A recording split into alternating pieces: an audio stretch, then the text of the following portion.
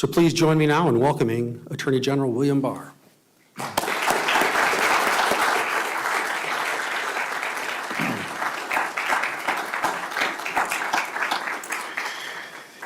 Thank you very much, Andrew, for your kind introduction. And I'd like to say that I really appreciate the work that Andrew and Matt, our U.S. attorneys for the Eastern and Western District of Michigan, are doing here for the people of Michigan and all the law enforcement community from Michigan that is here today. As Andrew said, after my remarks, they're going to put on a presentation on the China Initiative, which I think you'd find very interesting. So if you have the time, I urge you to stay for that. I'm privileged to speak here today about what may prove to be the most important issue for our nation and the world in the 21st century, and that is the United States' response in the global ambitions to the global ambitions of the Chinese Communist Party. The CCP rules with an iron fist over one of the great ancient civilizations of the world. It seeks to leverage the immense power, productivity, and ingenuity of the Chinese people to overthrow the rule-based international system and to make the world safe for dictatorship. How the United States responds to this challenge will have historic implications and will determine whether the United States and its liberal democratic allies will continue to shape their own destiny, or whether the CCP and its autocratic tributaries will control the future. You know, since the 1890s, at least, the United States has been the technological leader of the world. And from that prowess has come our prosperity, the opportunity for generations of Americans, and our security. It's because of that that we were able to play such a pivotal role in world history by turning back the threat of fascism and the threat of communism. What's at stake these days is whether we can maintain that leadership position and that technological leadership.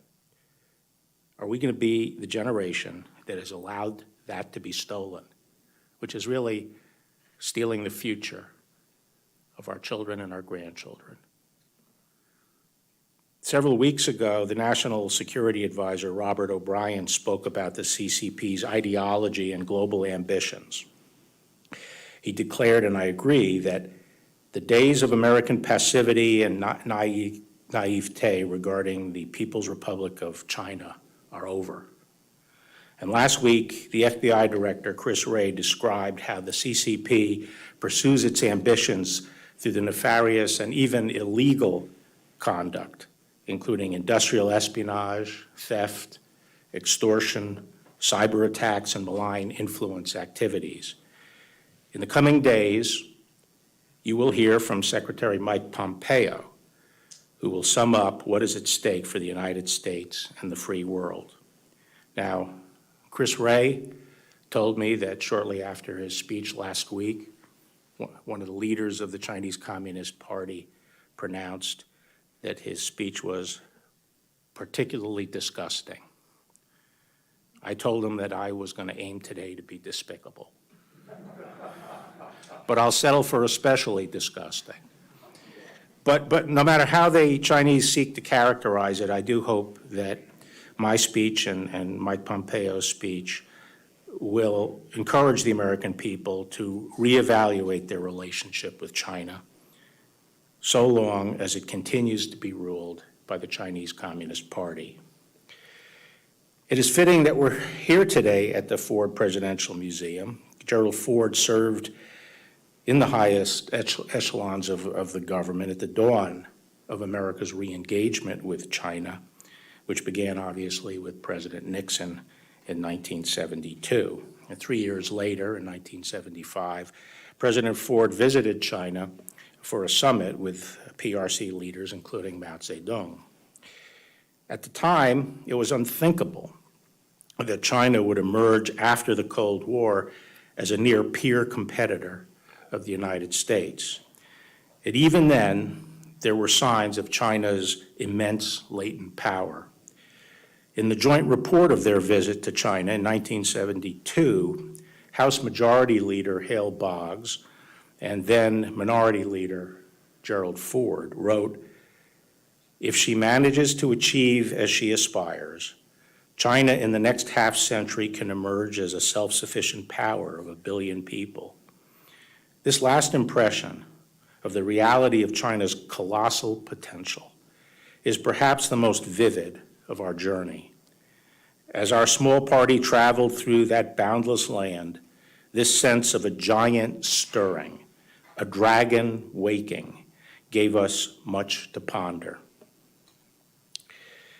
It is now nearly 50 years later, and the prescient ponderings of these two congressmen have come to pass. Deng Xiaoping, whose economic reform launched China's remarkable rise, had a famous motto: "Hide your strength, bide your time." That is precisely what China has done. China's economy has quietly grown from about 2% of the world's GDP in 1980 to nearly 20% today. And by some estimates based on purchasing power parity, the Chinese economy is already larger than ours. The General Secretary of the Chinese Communist Party, Xi Jinping, who has centralized power to a degree not seen since the dictatorship of Mao Zedong, now speaks openly of China moving closer to the center stage, building a socialism that is superior to capitalism, and replacing the American dream with the Chinese solution. China is no longer hiding its strength, nor biding its time. From the perspective of its communist rulers, China's time has arrived. The People's Republic of China is now engaged in an economic blitzkrieg, an aggressive, orchestrated, whole of government, indeed whole of society campaign to seize the commanding heights of the global economy and to surpass the United States as the world's preeminent technological superpower. A centerpiece of this effort is the Chinese Communist Party's Made in China 2025 initiative, a plan for PRC domination of high-tech industries like robotics, advanced information technology, aviation, electric vehicles, and many other technologies. Backed by hundreds of billions of dollars in subsidies, this initiative poses a real threat to U.S. technological leadership. Despite World Trade Organization rules prohibiting quotas for domestic output, Made in China 2025 sets targets for domestic market share, sometimes as high as 70%, in core components and basic materials for industries, such as robotics and telecommunications. It is clear that the PRC seeks not merely to join the ranks of other advanced industrial economies, but to replace them altogether. Made in China 2025 is the latest iteration of the PRC's state-led mercantilist economic model. For American companies in the global marketplace, free and fair competition with China has long been a fantasy. To tilt the playing field to its advantage, China's communist government has perfected a wide array of predatory and often unlawful tactics: currency manipulation, tariffs, quotas, state-led strategic investment and acquisition, theft and forced transfer of intellectual property, state subsidies, dumping, cyber attacks, and industrial espionage. About 80% of all federal economic espionage prosecutions allege conduct undertaken for the benefit of the Chinese state. And about 60% of all trade secret theft cases have been connected to China. The PRC also seeks to dominate key trade routes and infrastructure in Eurasia, Africa, and the Pacific. In the South China Sea, for example, through which about 1/3 of the world's maritime trade passes, the PRC has asserted expansive and historically dubious claims to nearly the entire waterway, flouted the rulings of international courts, built artificial islands and placed military outposts on them, and harassed its neighbors, ships, and fishing boats. Another ambitious project to spread its power and influence is the PRC's Belt and Roads Infrastructure Initiative.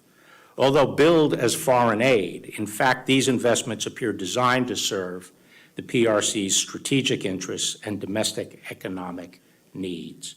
For example, the PRC has been criticized for loading poor countries up with debt, refusing to renegotiate terms, and then taking control of the infrastructure itself, as it did with the Sri Lankan port of Hambantota in 2017. This is little more than a form of modern-day colonialism.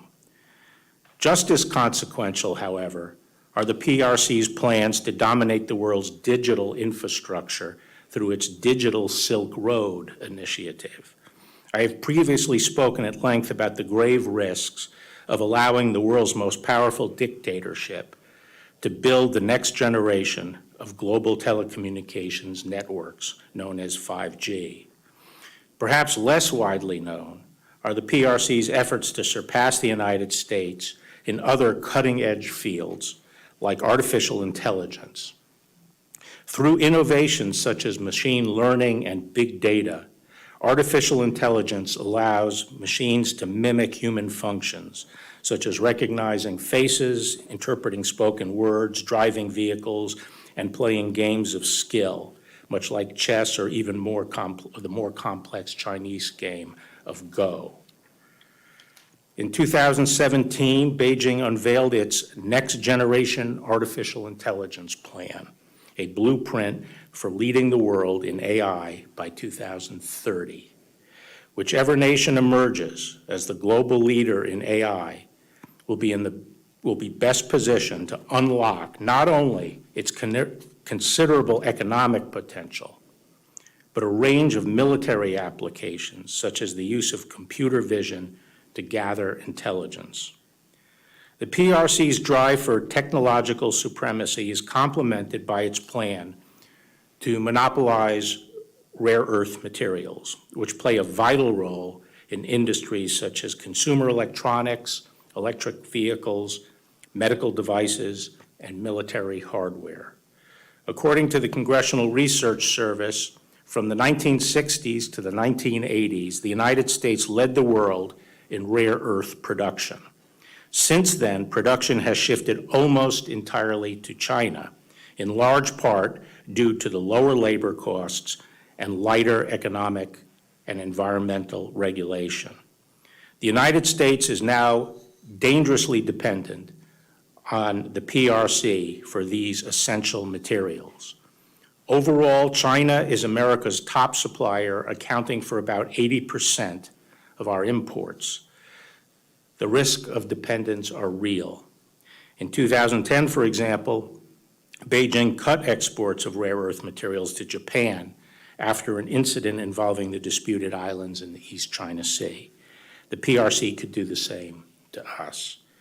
As China's progress in these critical sectors illustrates, the PRC's predatory economic policies are succeeding. For 100 years, America was the world's largest manufacturer, allowing us to serve as the world's arsenal of democracy. China overtook the United States in manufacturing output in 2010. The PRC is now the world's arsenal of dictatorship. How did China accomplish all this?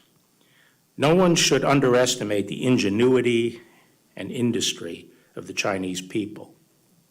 At the same time, no one should doubt that America made China's meteoric rise possible.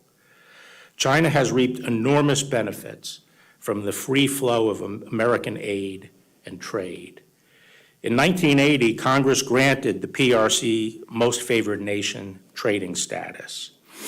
In the 1990s, American companies strongly supported the PRC's accession to the World Trade Organization and the permanent normalization of trade relations. Today, U.S.-China trade totals about $700 billion. Last year, Newsweek ran a cover story titled, "How America's Biggest Companies Made China Great Again."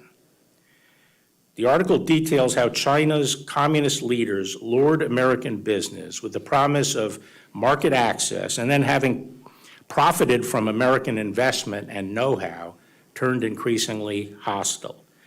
The PRC used tariffs and quotas to pressure American companies to give up their technology and form joint ventures with Chinese companies. Regulators then discriminated against American firms using tactics like holding up permits. Yet few companies, even Fortune 500 giants, have been willing to bring formal trade complaints for fear of angering Beijing. Just as American companies have become dependent on Chinese markets, the United States as a whole now relies on the PRC for many vital goods and services. The COVID-19 pandemic has shone a spotlight on that dependency. For example, China is the world's largest producer of certain protective equipment, such as face masks and medical gowns. In March, as the pandemic spread around the world, the PRC hoarded the masks for itself, blocking producers, including American companies, from exporting them to other countries that needed it. It then attempted to exploit the shortage for propaganda purposes, shipping limited quantities of often defective equipment, and then requiring foreign leaders to publicly thank Beijing for these shipments. China's dominance of the world's markets for medical goods goes beyond masks and gowns. It has become the United States' largest supplier of medical devices, while at the same time discriminating against American medical companies in China. China's government has targeted foreign firms for greater regulatory scrutiny, instructed Chinese hospitals to buy products made in China, and pressured American firms to build factories in China where their intellectual property is more vulnerable to theft. As one expert has observed, American medical device manufacturers are effectively creating their own competitors. America has also depends on Chinese supply chains in other vital sectors, especially pharmaceuticals. America remains the global leader in drug discovery, but China is now the world's largest producer of active pharmaceutical ingredients known as APIs. As one Defense Health Agency official noted, should China decide to limit or restrict the delivery of APIs on the United States, it could result in severe shortages of pharmaceuticals for both domestic and military uses. To achieve dominance in pharmaceuticals, China's rulers went to the same playbook that they've used to gut other American industries. In 2008, the PRC designated pharmaceutical production as a high-value added industry and boosted Chinese companies with subsidies and export tax rebates. Meanwhile, the PRC has systematically preyed on American companies. American firms' well-known obstacles in the Chinese health market include drug approval delays, unfair pricing limitations, IP theft, and counterfeiting. Chinese nationals working as employees at pharma companies have been caught stealing trade secrets both in America and in China. And the CCP has long engaged in cyber espionage and hacking of U.S. academic medical centers and healthcare companies. In fact, PRC-linked hackers have targeted American universities and firms in a bid to steal the IP related to coronavirus treatments and vaccines, sometimes disrupting the work of our researchers. Having been caught covering up the coronavirus outbreak, Beijing is desperate for a public relations coup and may hope that it will be able to claim credit for any medical breakthroughs. As all of these examples should make clear, the ultimate ambition of China's rulers isn't to trade with the United States. It is to raid the United States. If you are an American business leader, appeasing the PRC may bring short-term rewards. But in the end, the PRC's goal is to replace you. As a U.S. Chamber of Commerce report put it, the belief by foreign companies that large financial investments and sharing of expertise and significant technology transfers would lead to an ever-opening China market is being replaced by boardroom banter that win-win in China means China wins twice. Although Americans hope that trade and investment would liberalize China's political system, the fundamental character of the regime has never changed. As its ruthless crackdown of Hong Kong demonstrates once again, China is no closer to democracy today than it was in 1989 when tanks confronted pro-democracy protesters in Tiananmen Square. It remains an authoritarian, one-party state in which the Chinese Communist Party wields absolute power, unchecked by popular elections, the rule of law, or an independent judiciary. The CCP surveils its own people and assigns them social credit scores, employs an army of government censors, tortures dissidents, and persecutes religious and ethnic minorities, including 1 million Uyghurs detained in indoctrination and labor camps. If what happened in China stayed in China, that would be bad enough. But instead of America's changing China, China is leveraging its economic power to change America. As this administration's China strategy recognizes, the CCP's campaign to compel ideological conformity does not stop at China's borders. Rather, the CCP seeks to extend its influence around the world, including on American soil. All too often, for the sake of short-term profits, American companies have succumbed to that influence, even at the expense of freedom and openness in the United States. Sadly, examples of American business bowing to China are legion. Take Hollywood. Hollywood's actors, producers, and directors pride themselves on celebrating freedom and the human spirit. And every year at the Academy Awards, Americans are lectured about how this country falls short of Hollywood's ideals of social justice. But Hollywood now regularly censors its own movies to appease the Chinese Communist Party, the world's most powerful violator of human rights. This censorship infects not only the versions of movies that are released in China, but also many that are shown in the United States theaters to American audiences. For example, the hit movie World War Z depicts a zombie apocalypse caused by a virus.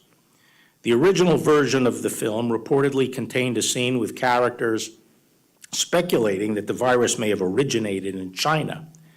But the studio, Paramount Pictures, reportedly told producers to delete the reference to China in the hope of landing a Chinese distribution deal. The deal never materialized. In the Marvel Studios blockbuster Doctor Strange, filmmakers changed the nationality of the major character known as the Ancient One, a Tibetan monk in the comic book. Changed it from Tibetan to Celtic. When challenged about this, a screenwriter explained that if you acknowledge that Tibet is a place and that he's Tibetan, you risk alienating 1 billion people. Or as the Chinese government might say, we're not going to show your movie because you decided to get political. These are just two examples of the many Hollywood films that have been altered one way or another to please the CCP. National Security Advisor O'Brien offered even more examples in his remarks. But many more scripts never see the light of day because writers and producers know not to test the limits. Chinese government censors don't need to say a word because Hollywood is doing their work for them. This is a massive propaganda coup for the Chinese Communist Party. The story of the film industry's submission to the CCP is a familiar one. In the past 2 decades, China has emerged as the world's largest box office. The CCP has long tightly controlled access to that lucrative market, both through quotas on American films imposed in violation of China's WTO obligations and a strict censorship regime. Increasingly, Hollywood also relies on Chinese money for financing.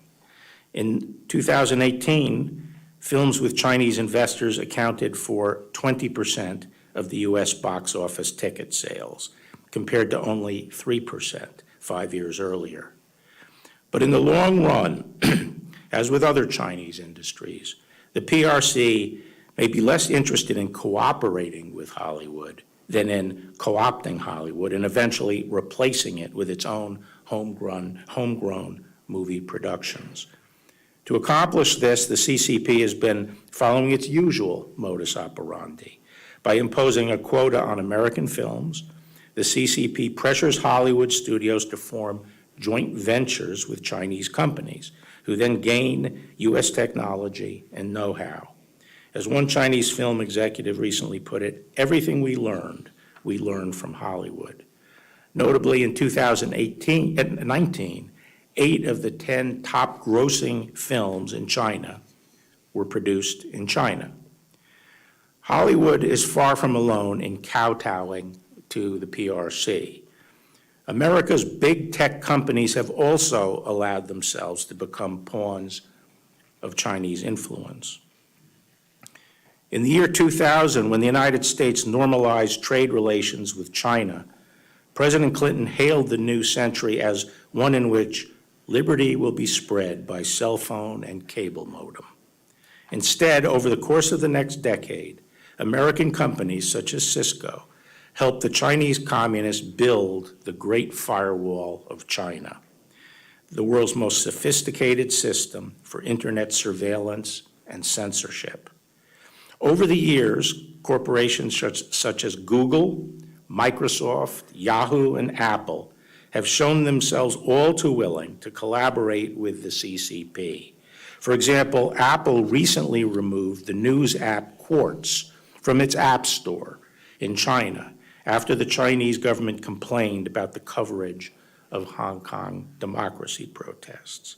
Apple also removed the apps for virtual private networks, which had allowed users to circumvent the Great Firewall and eliminated pro-democracy songs from the Chinese music store. Meanwhile, the company announced that it would be transferring some of its iCloud data to servers in China, despite concerns that the move would give the Communist Party easier access to emails, text messages, and other user information stored in the iCloud. Recently, we were able to get into 2 cell phones used by the Al-Qaeda terrorist who shot 8 Americans at the Pensacola Naval Air Station, and during the gunfight with him, he stopped, disengaged, put his cell phones down and tried to destroy them, shooting a bullet into one of his 2 cell phones. And we thought that suggested that there might be very important information about terrorist activities in those cell phones. And for 4.5 months, we tried to get in without any help at all from Apple. Apple failed to give us any help getting into those cell phones.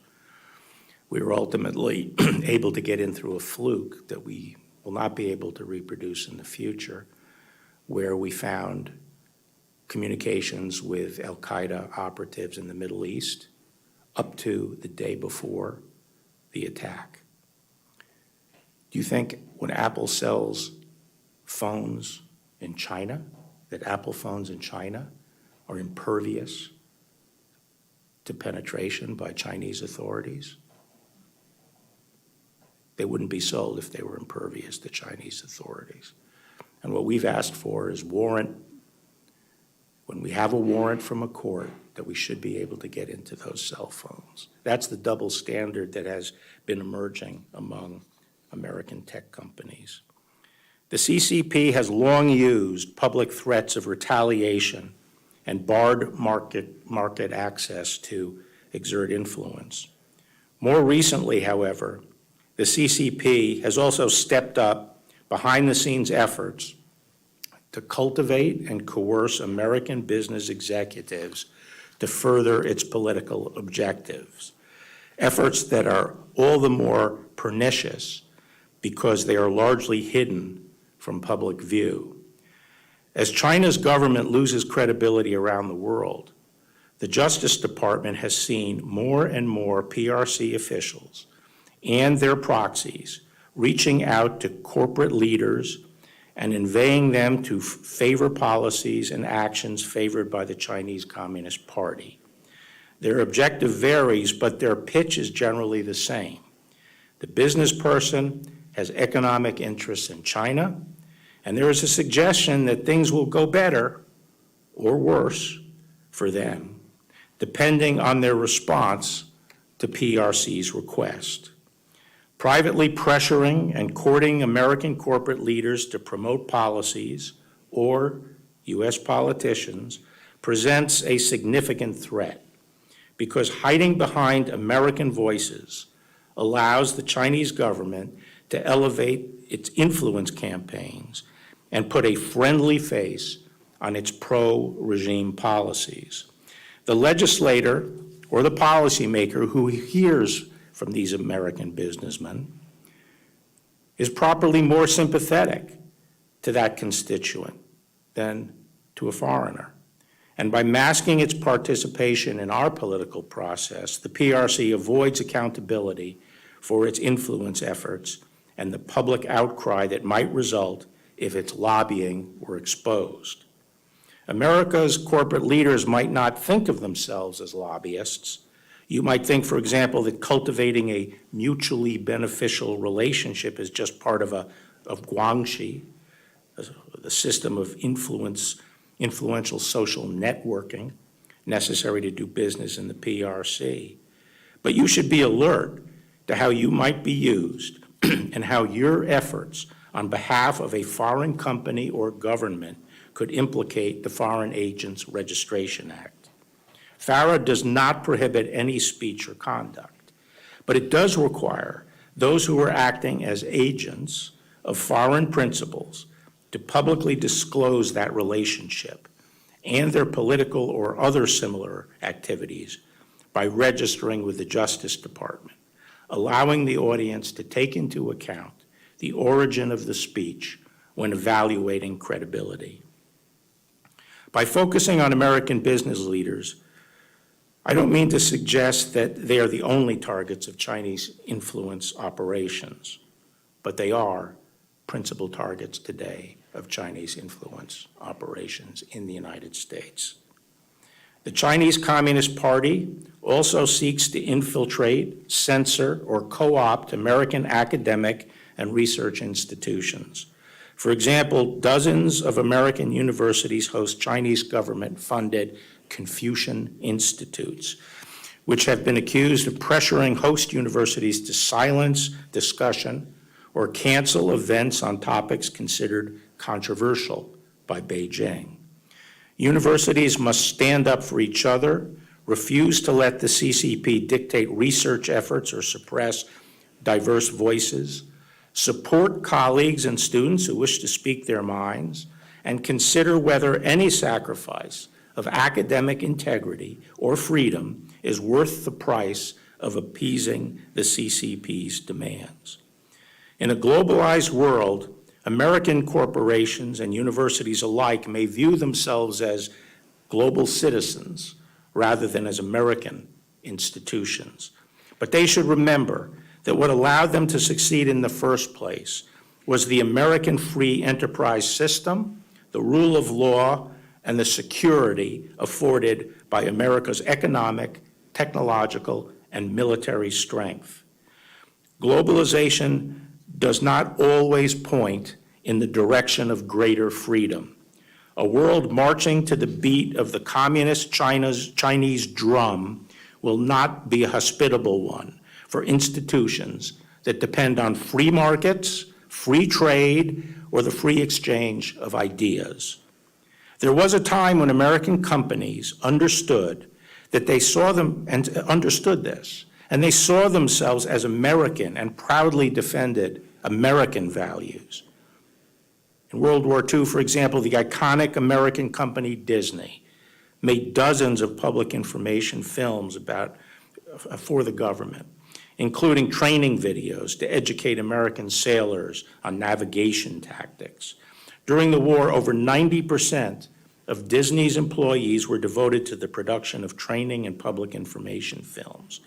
To boost the morale of America's troops, Disney also designed insignia that appeared on planes, trucks, flight jackets, and other military equipment used by American and Allied forces.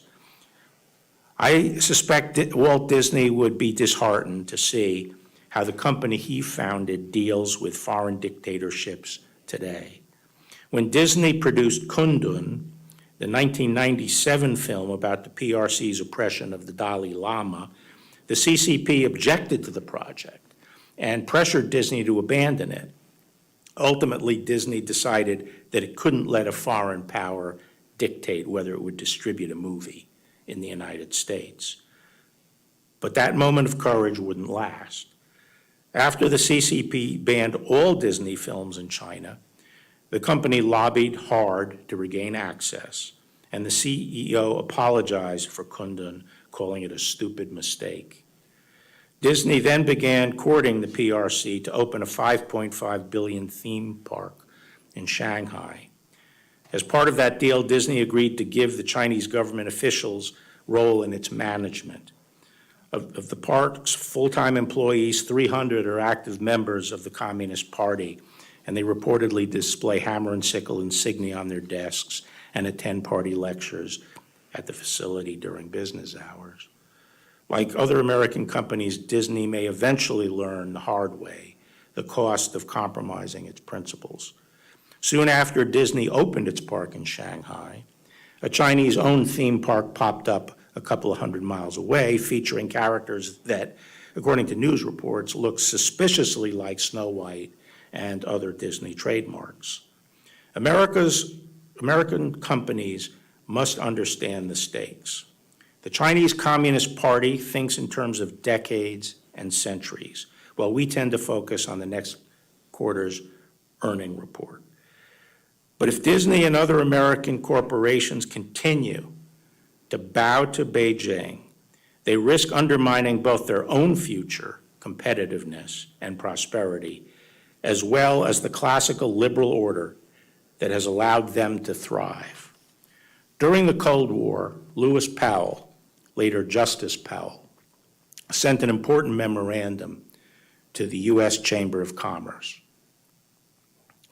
He noted that the free enterprise system was under unprecedented attack and urged American companies to do more to preserve it.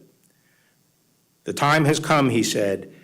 Indeed, it is long overdue for the wisdom, ingenuity, and resources of American business to be marshaled against those who would destroy it. So too today. The American people are more attuned than ever to the threat that the Chinese Communist Party poses not only to our way of life, but to our very lives and livelihoods. And they will increasingly call out corporate appeasement. If individual companies are afraid to take a stand, there is strength in numbers.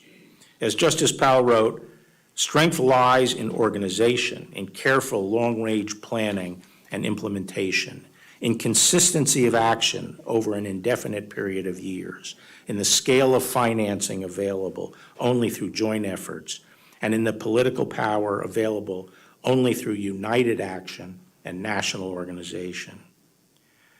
Despite years of acquiescence in communist authorities in China, America's tech companies may finally be finding their courage through collective action.